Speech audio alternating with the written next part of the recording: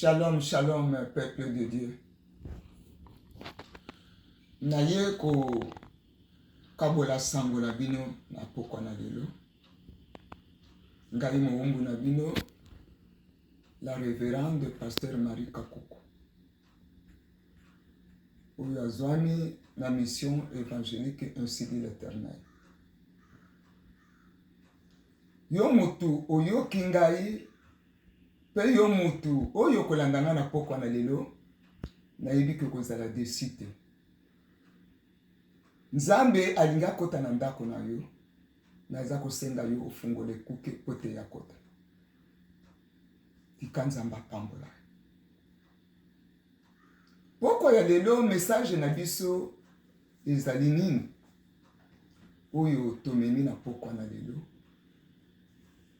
Ezali na kati na makomi to na livre ya Marc chapitre 10 verset 46 à 52. Oyo azali na kasa na ye pe na mutolo na ye akoki kokoma pona kolanda sango. Batangeli biso Marc chapitre 10 verset 46 jusqu'à 52. Okay. Ils arrivèrent à Jéricho. Et lorsque Jésus en sortit avec ses disciples et une assez grande foule, le fils de Timée, Bartimée, mendiant aveugle, était assis au bord du chemin.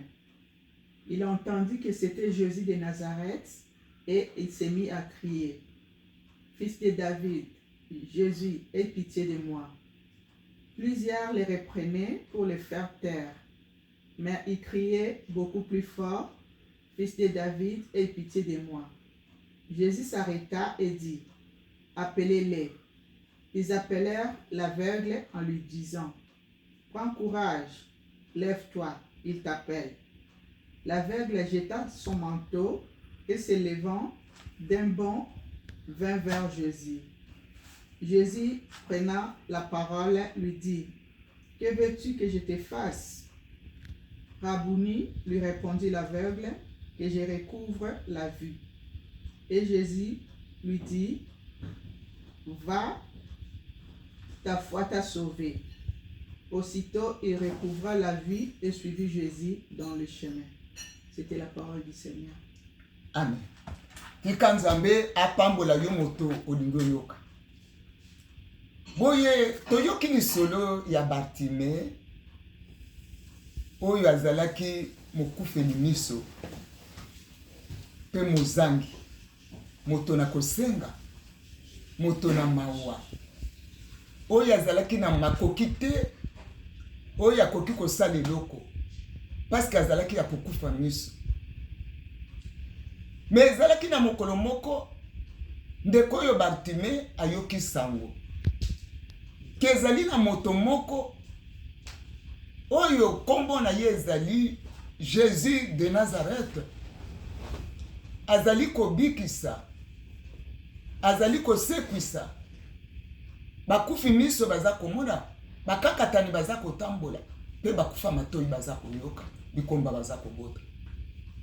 Tangu ndeko oyo ayoki sango oyo azalaki na moto ya kobetela lisolo te, avandaki kimia, aza kokanisa alobi na yoki ata komiso na nge emoni te, me mokolo na koyoka kaka sango ya moto oyo ke aza koleka ngai na kovanda kimia te.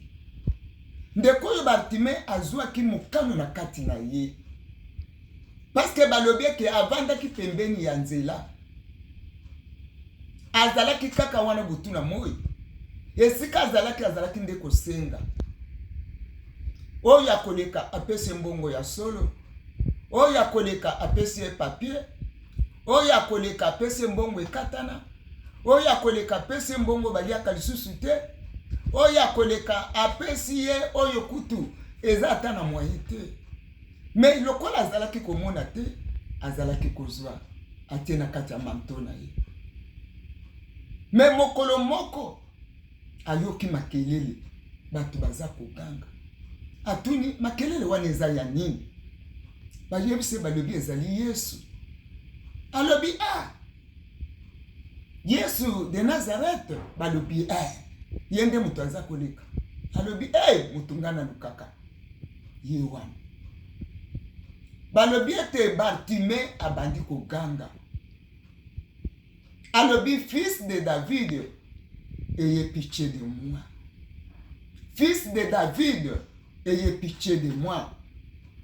Koganga ya Bartimée, epesi batu makelele, epesi batu kanda. Bayibise balobi vanda kimia. Biso kutu batu toza kotambola na Yesu, toza koyoka te, tozwi etu eloko te. Bongo yoka ko banda kotia makelele. Tangu baza kopekisa Bartimée atika makelele, Bartimée aza koganga lisuko leka, ndenga ganga kingosi. Me tala likambo kokamwa, makelele ya koganga ya Bartimée etelemisi Yesu. Yesu atelemi abaluki sima, atali. Alobi nani wana aza koganga bongo?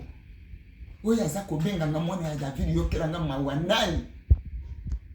Amoni Bartimée esika azalaki. Ayebisi alobi bokende kozwa ye. Bake bazwi ye. Balobi telema, Yesu aza na posama. Balobi te Bartimée atelemi, tango alingi atambola yoki kilo. Bible lobi ete alongoli manto azalaki nango. Akwesi na se. Tolingi tolobela signification ya manto. Ezali charge ya pasi, ya mikumba, ya lolenge ya zalelaki. Ayoka kezo kangaye. Eza kopekise pweta kende. Aketisi yango na se. Abandi koya.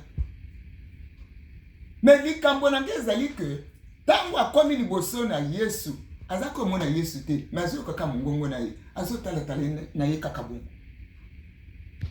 Yesu atuni alobi, olingi nasalela yo nini? Ye alobi nalingi miso na ngai emona.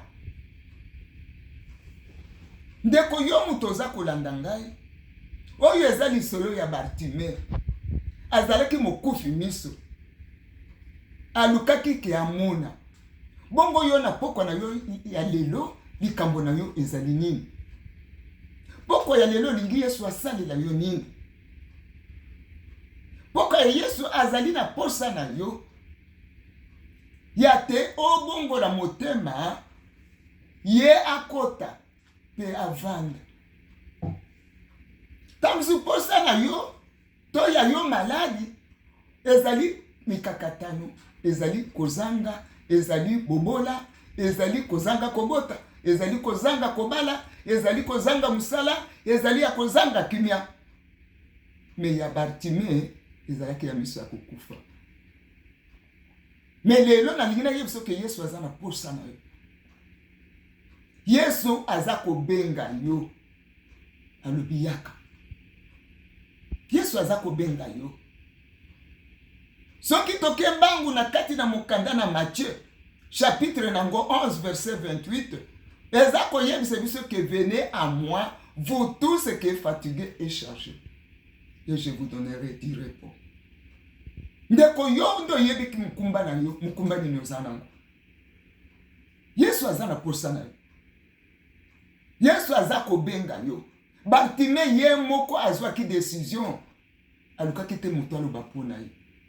Parce que soki ayebisaki ata ba Pierre, balinga babeta likamone kala. Na alobaki tikanga moko na ganga. Mais yo lingi nani aloba likambo na pokwa na lelo. Pasi yo za koyoka eza mutu musu azoyoka ngote. Okoki kobeta lisolo eza malamu. Okoki koyebisa mutu eza malamu. Mais mutu akosilisa aza te kaka Yesu. Nalobi yaka epai na Yesu. Nalobi yaka epai na Yesu.